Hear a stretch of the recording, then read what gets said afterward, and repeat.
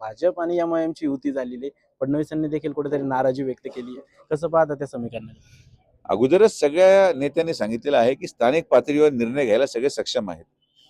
मी तर अगोदरपासून म्हणतोय की भारतीय जनता पार्टी म्हणजे आमचा काय उद्देश हा नाहीये की संपूर्ण भारत हा एका विशिष्ट धर्ममुक्त व्हावं.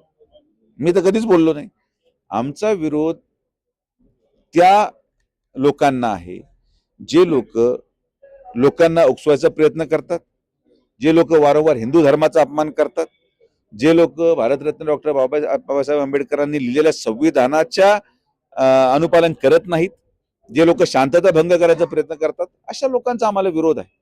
आणि म्हणून जर ती युती झाली असेल, त्यामध्ये जर एखादा मुस्लिम समाजाचा व्यक्ती डॉक्टर असेल, एखादा मुस्लिम समाजाचा व्यक्ती लॉयर असेल, आर्किटेक्ट असू शकतात, सुशिक्षित लोक असू शकतात, त्यांचं ते आमचे शत्रू नाहीत. आज अहिल्यानगर शहराच्या विकासामध्ये सुशिक्षित आणि सभ्य मुस्लिम समाजाचे लोक बरोबर घेतल्याशिवाय अहिल्यानगरचा विकास होऊ शकत नाही. पण ते सभ्य लोक, हे गुटखे चालवणारे, तस्करी करणारे, मटका चालवणारे, या लोकांना हद्दपार करायची भूमिका आहे. कारण हे लोक यांच्या धर्माचा प्रचार चुकीच्या उद्देशाने करतायत.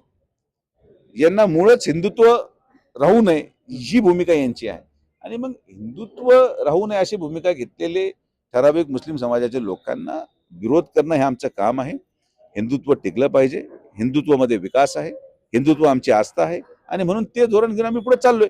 पण याचा अर्थ सगळे हद्दपार झाले पाहिजे असं आमचं अजिबात म्हणणं नाही.